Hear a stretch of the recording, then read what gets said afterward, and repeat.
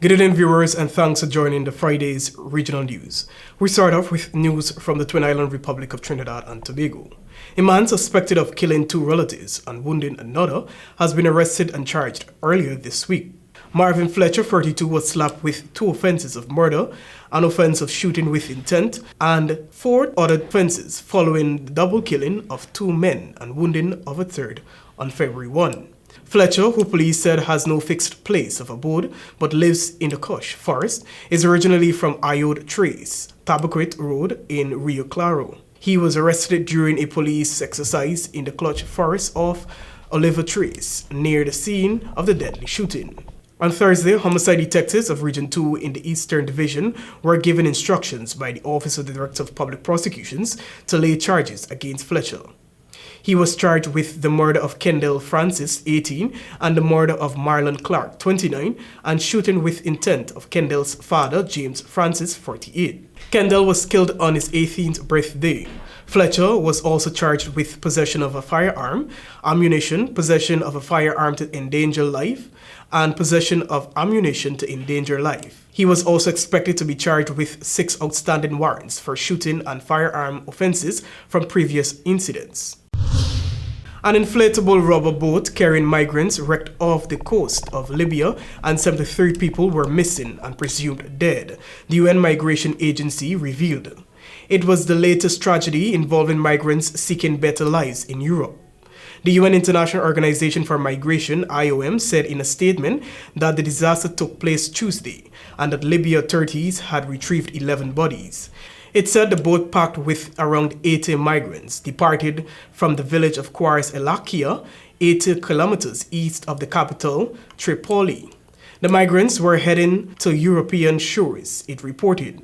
Among the dead were 1 woman and 10 men. It was not immediately clear what happened to the vessel, but images showed the deflated, broken-up rubber boat on shore.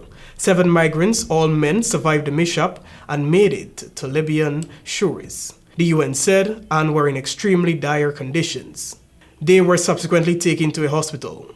In 2022, more than 1,450 migrants died, according to the IOM's Missing Migrants Project, while off Libya's shores alone, at least 529 migrants were reported dead and 848 others missing last year, while over 24,680 were intercepted and returned to the country. And finally, federal prosecutors on Thursday asked a judge to give singer R. Kelly 25 more years in prison for child pornography and enticement convictions last year in Chicago, which would add to 30 years he recently began serving in a New York case. The 56-year-old wouldn't be eligible for release until he would be 100 years if the judge agrees both the 25-year sentence and another government request that Kelly begin serving his Chicago sentence only after the 30-year New York sentence is fully served. In their sentencing recommendation filed late Thursday in U.S. District Court in Chicago, prosecutors described Kelly's behavior as sadistic, calling him a serial sexual predator with no remorse and who possesses a serious danger to society. Kelly's sentencing in Chicago is set for Thursday next week. Kelly's lawyer, Jennifer Bonjean, wrote in a filing last week that even with his existing 30-year New York sentence, Kelly would have to defy all statistical odds to make it out of prison alive.